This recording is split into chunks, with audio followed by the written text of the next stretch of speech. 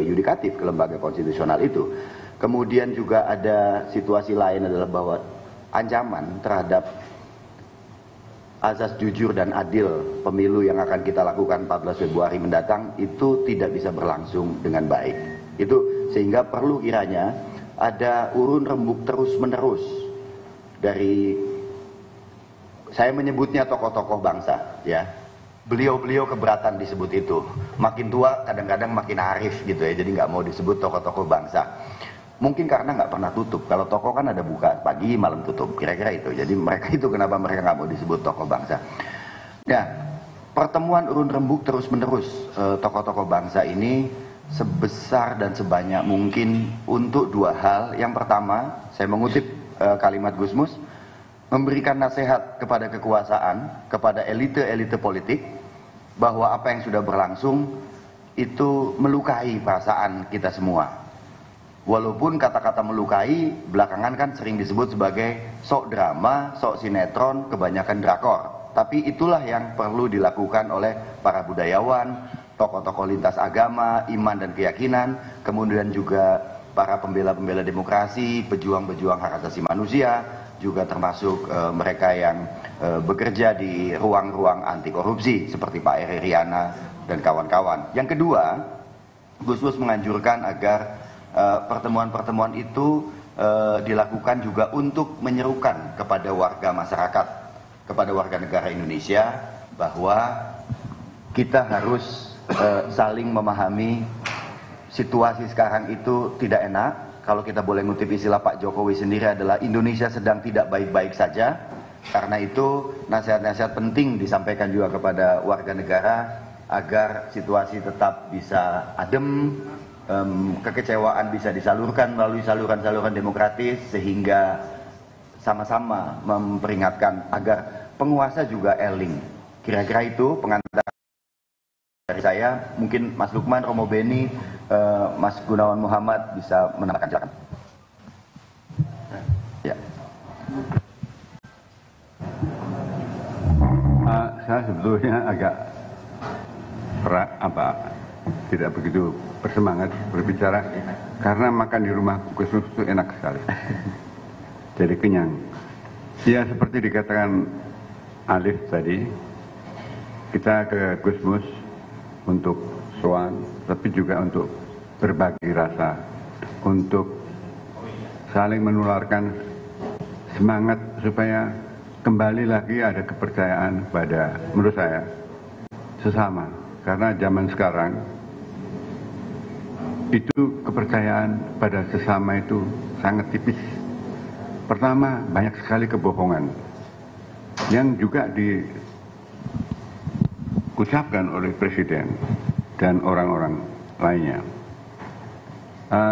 Kedua, karena semua ini sekarang ini bisa dibeli, kesetiaan bisa dibeli, suara bisa dibeli, kedudukan bisa dibeli. Jadi apa yang ikhlas itu sudah mengalami erosi yang berat. Kalau sebuah masyarakat kehilangan saling percaya, ya selesai. Kami ingin itu tercegah, tidaknya di kalangan yang sedikit kelihatannya, tapi sebenarnya banyak pengaruhnya, sehingga bangsa ini bisa menempuh perjalanan yang lebih lama. Terutama menjelang pemilihan umum dan pemilihan presiden, yang menurut saya makin mencemaskan karena aturan bersama mulai dibongkar-bongkar, bahkan dirusak. Terjadinya skandal saya sebut di Mahkamah Konstitusi menunjukkan itu. Belum lagi nanti saya dengar pemaksaan, penutupan saluran suara dan sebagainya. Kalau itu terjadi, Pilpres yang akan datang itu bisa tegang. Mestinya ada yang menang, tapi kemenangan itu kemenangan yang kosong. Karena yang menang sebenarnya itu kalau ada legitimasi, bukan hanya legalitas. artinya diterima, masuk akal dan masuk sesuai dengan hati nurani. Ini yang mungkin tidak terjadi. Siapapun yang menang akan cacat, dan cacat kepada mereka itu akan terbawa terus sehingga politik tidak akan berlangsung dengan sehat. Kami ingin supaya itu tidak berlarat-larat. Kita tidak bisa, kami yang di sini-sini kan, apalagi saya yang paling tua, tidak akan sanggup mengatasi itu semuanya, tapi paling tidak seperti kata Gusmus, mengingatkan, menasihati. Ya, menasihati kata yang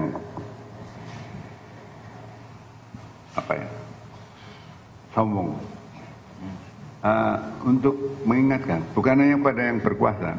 Sebenarnya saya tidak bernafsu mengingatkan pada yang berkuasa, tapi pada sesama kita. Nah, ini tujuan kami datang ke Rembang, dan Gusmus tadi menganjurkan lebih diperluas lagi pertemuan begini. Insya Allah kita bisa. Sekian.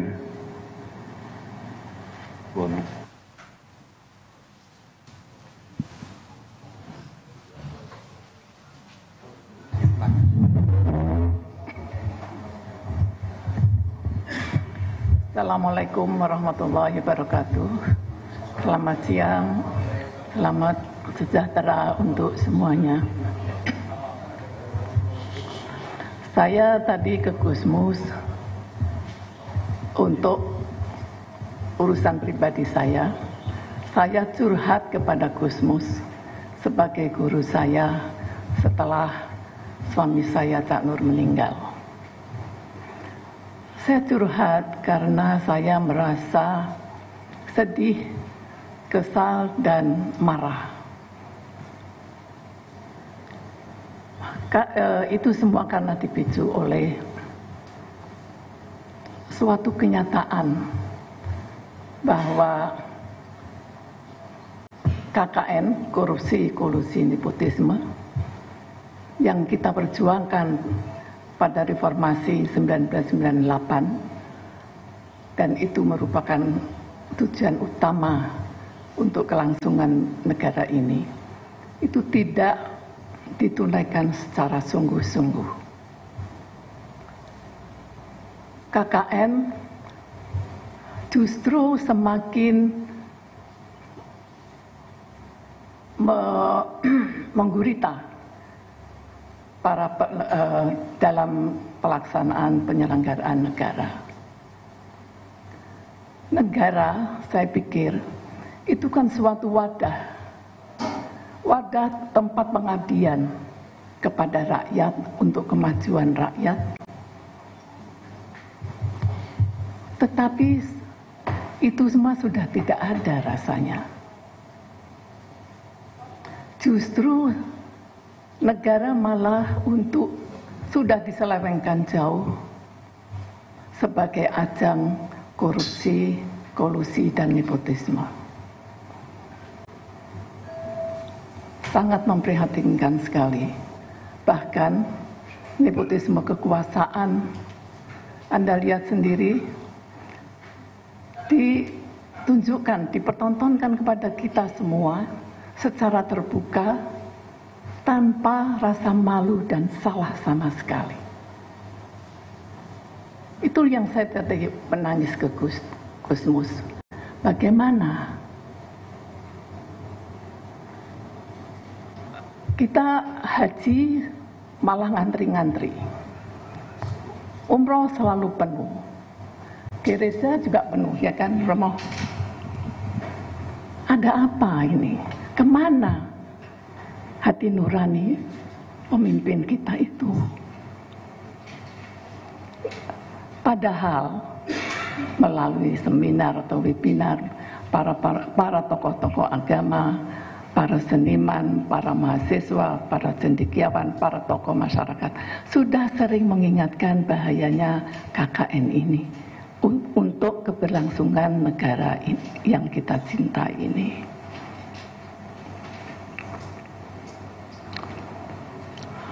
Jadi nafsu ya, artinya kekuasaan itu menjadi menjadikan orang tertutup hati nuraninya. Itu yang sangat memprihatinkan saya. Kenapa begini? Tapi saya juga ingat, Cak Nur, bahwa kita tidak boleh menyerah. Kita harus terus bersuara. Saya masih menaruh harapan dan optimisme kepada teman-teman, kepada Anda-Anda sekalian, kepada rakyat Indonesia. Marilah kita bersuara untuk mengawal kemajuan masyarakat Indonesia mencapai tujuannya sebagaimana telah ditetapkan oleh para pendiri bangsa. Yaitu tadi yang saya curhatkan kepada Gusmus, sehingga saya rasanya belum sekarang ini. Maka dari itu, marilah teman-teman kita berbuat baik setiap harinya untuk negara ini. Mudah-mudahan niat baik ini mendapat ridho Tuhan dan rakyat kita bisa mencapai tujuannya, negara kita makmur, sentosa semuanya. Terima kasih, itu saja. Selamat siang, wassalamualaikum warahmatullahi wabarakatuh.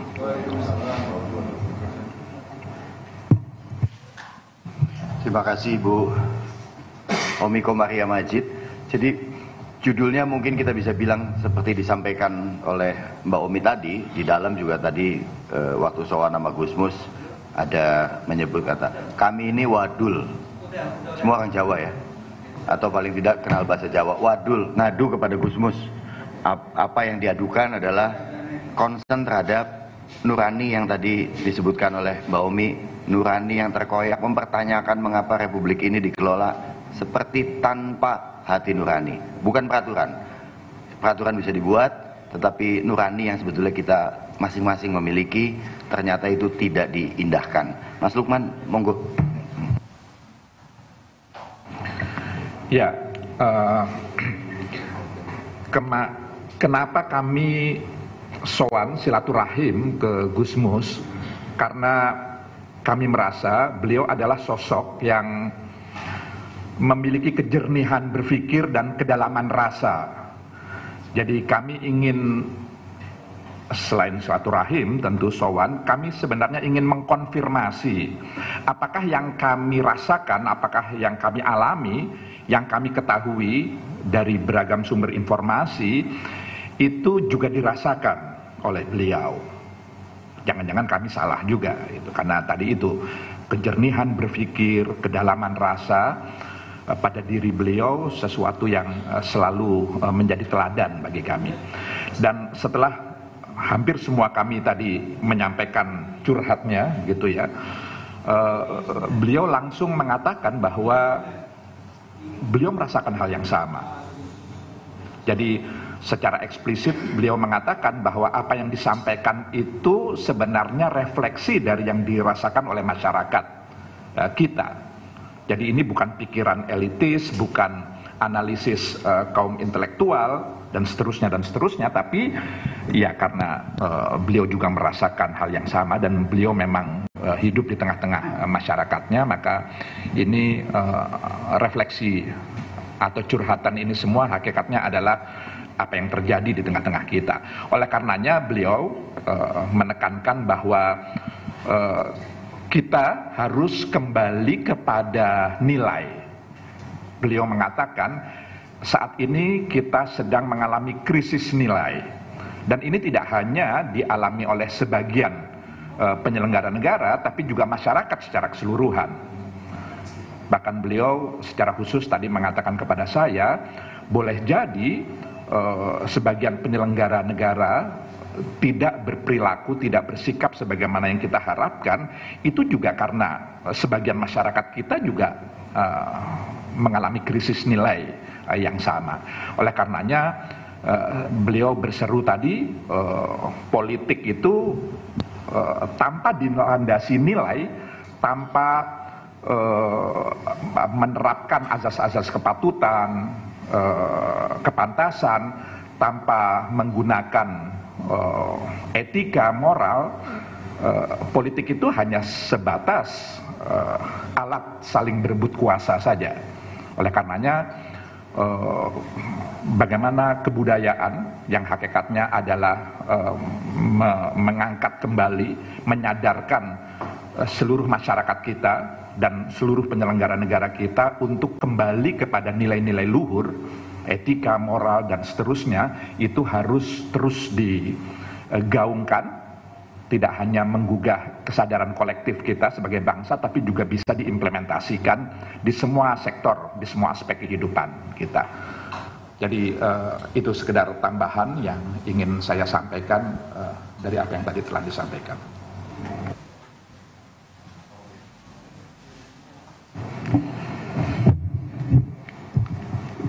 Ya, kami bersyukur karena diterima oleh guru bangsa, karena kami menemukan kejernihan sumber air kehidupan di tengah krisis nilai, di tengah moralitas publik dan etika politik yang saat ini tidak lagi dikedepankan. Tapi kami punya harapan apa yang dikatakan oleh Gusmus, bagaimana mengembalikan politik jalan kebudayaan. Kalau politik jalan kebudayaan, maka politik harus juga dikembalikan kepada kepatuhan dan etika dan moralitas publik. Dan itu yang diharapkan oleh Gusmus, bagaimana perjumpaan itu diperluas untuk semua kalangan dan mengingatkan para penyelenggara negara dan rakyat harus kembali politik itu jalan kebudayaan, dan itulah politik yang memiliki keadaban. Memang kita akhir-akhir ini politik kehilangan keadaban ketika kekuasaan itu dijadikan suatu cara dan dilegalkan, dan kerap kali cara-cara kekuasaan itu menaibkan suara hati nurani dan juga akal budi dan akal sehat. Maka mengembalikan politik jalan peradaban menjadi tanggung jawab semua pihak, termasuk teman-teman media. Maka kita mengawal demokrasi ini dengan mengembalikan politik jalan kebudayaan. Sekali lagi kita mendapatkan air kehidupan dan kita disegarkan kembali olah rasa kita, karena selama ini olah rasa sudah dikotori karena politik hanya duduk saya dapat apa memperoleh apa, dan ketika kekuasaan itu dan keserakahan, ketamaan itu menjadi ideologi kita, maka disitulah karakter kebudayaan tidak lagi dijadikan cara berpikir, bertindak, bernalar, dan berrelasi. Ini semua kesalahan kita juga, dan kita harus berani mengoreksi juga, karena selama ini kita semua terlena, kan kita kerap kali tidak mau mengingatkan kekuasaan dan masyarakat bahwa politik itu bukan semata-mata saya dapat apa memberi apa, tapi politik itu adalah menghormati martabat kemanusiaan. Dan martabat kemanusiaan itulah yang sekarang ada kesan diinjak-injak. Maka kita mengembalikan politik jalan kebudayaan. Terima kasih teman-teman atas segala dukungannya, dan kita semua harus mengoreksi kesalahan ini, karena ini kesalahan kita bersama. Terima kasih Romo Beni. Abah Heri. Baik, Assalamualaikum warahmatullahi wabarakatuh. Saya hanya ingin menambahkan satu hal yang kami sepakati juga, bahwa Gusmus mengajak kita untuk bersangka baik.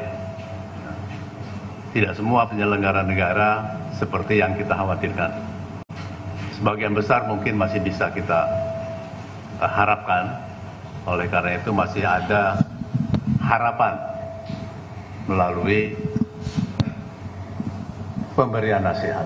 Ya, Gusmus tadi menyampaikan secara tegas, kita nasihati pemimpin kita dan kita nasihati juga masyarakat. Di masyarakat tenang, sebagian besar penyelenggara negara pasti masih memiliki nurani.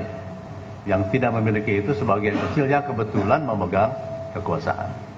Jadi Gusmus menggarisbawahi itu, dan kami juga sepakat dengan itu.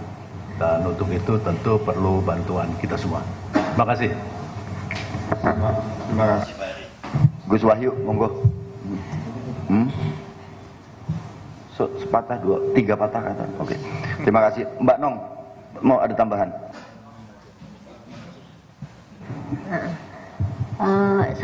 Saya tidak akan menambahkan hasil sowan kepada Abah Gusmus karena sudah disampaikan semuanya.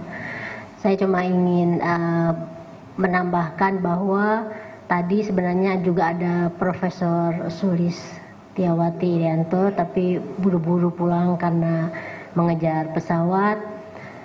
Yang kedua, mestinya memang ada lewat Zoom yang tidak bisa hadir bersama kami untuk bertemu dan sowan ke Gusmus, seperti misalnya Ibu Sinta Gusdur ya, terus ada Profesor Renal Kasali, ada Ibu Riris Sarumpait, Mbak Natalia Subagya, ya Pak Bante, ya terus ada Pendeta Gumar Goltom dari PGI, Pak Andrea Siwangu dari Kupang, ada Romo Magnis juga, beliau sangat concern juga, tapi sekarang lagi di Pontianak.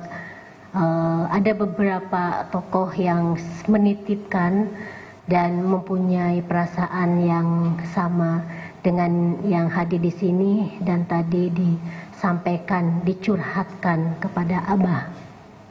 Itu aja yang ingin disampaikan, dan mudah-mudahan seperti kata Abah Gusmus ya, kita nggak berhenti untuk terus-menerus mengingatkan, memberikan nasihat gitu, dan semoga ini bukan yang terakhir, karena pesan beliau juga kan harus diperluas juga gitu, supaya mungkin bisa didengar oleh pemimpin kita dan juga masyarakat. Itu aja tambahan dari saya, Liv. Terima kasih.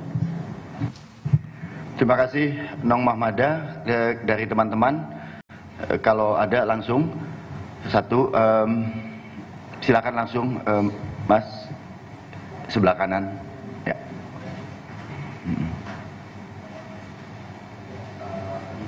Para pembahasan saya sudah langsung saja. Saya tadi dari media Jakarta melihat kemarin sudah viral terkait pemasangan atribut salah satu calon dan dibantu oleh aparat TNI Polri. Bagaimana pandangan tokoh bangsa ini melihat kejadian tersebut? Dan tadi juga ada pernyataan bahwa masih ada nih institusi yang bisa kita percaya. Nah, kalau semuanya terlibat dalam kepentingan penguasa saat ini, apa institusi mana yang bisa kita percaya selain? Dan bagaimana pandangan para tokoh bangsa terkait bagaimana pandangan tokoh bangsa terkait pemasangan atribut salah satu calon yang melibatkan TNI Polri? Seperti itu. Terima kasih. Terima kasih. Sabta ada lagi atau langsung? Oke. Depannya. Perkenalkan, saya Fahri dari Jawa Pos Radar Kudus. Izin minta mengkonfirmasi tadi sebelum acara ini ada beredar pamflet dengan nama Majelis Permusyawaratan Rembang. Mungkin bisa dijelaskan. Terima kasih. Selain Sabta sama Fahri, cukup ya. Oke, Mas Sabta nanti bisa dijelaskan oleh Pak Lukman, tapi isu yang spesifik mengenai pemasangan, spanduk dan sebagainya itu memang belum disikapi secara, maksudnya kita belum menyikapinya, tapi harus ada kewaspadaan bahwa penggunaan aparatur negara itu akan membawa pemilu 14 Februari mendatang tidak bisa dipercaya publik sebagai satu pemilu yang jurdil. Itu yang digarisbawahi. Mas Lukman, ada tambahan? Ya, jadi pertama perlu dikonfirmasi terlebih dahulu informasi itu, apakah betul itu dilakukan oleh aparat negara. Gitu. Yang kedua, andai pun terkonfirmasi bahwa itu dilakukan oleh aparat negara, kami masih penuh berharap bahwa itu bukan merupakan kebijakan institusional. Jadi kami masih percaya betul bahwa TNI Polri tetap berpegang pada undang-undang, bahwa netralitas dari kedua alat negara itu adalah sesuatu yang niscaya, Yang tidak bisa tidak, ya harus menjadi kewajiban yang harus ditunaikan. Andai pun ada seperti yang diinformasikan, yang diberitakan seperti itu, kami berharap mudah-mudahan itu hanya tindakan oknum semata, bukan merupakan kebijakan resmi dari institusi TNI Polri. Mudah-mudahan seperti itu. Iya, Bung Fahri, jadi pertemuan tadi adalah pertemuan pertama, gitu ya. Teman-teman silakan menamakannya seperti apa, bebas kasih judulnya. Kalau flyer yang beredar itu memang keinginan dukungan kan banyak sekali sebetulnya, dan informasi mengenai peristiwa ini atau pertemuan ini sangat banyak. Karena itu tentu ada keinginan untuk memberi judul yang flyer diterima itu namanya keren kan sebetulnya kan ya, Majelis Permusyawaratan Rembang gitu ya kan, MPR akhirnya gitu. Jadi MPR juga bisa kita sebut kelak sebagai Majelis Penasehat Republik. Tapi pesan Gusmus adalah yang paling pertama tadi saya sampaikan adalah ini diperluas. Majelis-majelis ini gitu ya. Ini kan majelis ya. Betul kan Gus Wahyu ya? Istilahnya kan majelis pertemuannya. Menjadi taklim atau tidak taklim kan itu urusan berikutnya. Diperluas, diperbesar sebagai satu forum untuk memperingatkan kepada kita semua, terutama kepada mereka yang berkuasa, dan kita semua adalah juga warga yang berhak untuk menyampaikan suaranya. Tadi Bu Omi juga menggarisbawahi menyampaikan apa nuraninya. Nah, ini harus diperluas seluas mungkin. Tidak hanya teman-teman yang ada di Indonesia, tapi juga warga negara Indonesia yang ada di luar negeri, yang sedang bekerja, yang sedang studi. Jadi ini semacam, kalau bahasa saya, ya, Gusmus boleh menyebut nasihat karena beliau orang tua. Mas Gun juga sebagai orang tua. Kalau saya kan tentu tidak berhak untuk menasihati. Jadi kaum muda bisa bilang kami menyerukan, gitu. Mas Gun dengan rendah hati juga bilang kalau menasihati mungkin agak sombong. Tapi sebetulnya sebagai orang tua, ia berhak untuk jewer ya, gitu kan, atau cengkiwing gitu loh, gitu. Jadi itu penjelasannya Mas Fahri. Teman-teman yang lain? Baik, apabila demikian terima kasih teman-teman. Sabta nanti bisa yang berikutnya ya. Terima kasih atas kehadiran teman-teman sekalian. Ini satu ikhtiar kita bersama. Tidak hanya yang ada di sini dan nama-nama yang disebutkan oleh Nong Mahmada tadi, tapi juga saya kira juga dari teman-teman media yang paling punya potensi untuk hidup tidak enak apabila kebebasan bersuara, kebebasan menyampaikan pendapat di Republik ini dibatasi. Media adalah pihak paling pertama yang akan terancam, karena media adalah penjaga demokrasi itu sendiri. Mereka yang kita amanatkan untuk memelihara demokrasi, yaitu lembaga-lembaga yang ada, eksekutif, yudikatif, dan legislatif, celakanya hari ini adalah menjadi lembaga yang justru mengancam demokrasi. Karena itu ini kerja kita bersama. Terima kasih, selamat sore teman-teman.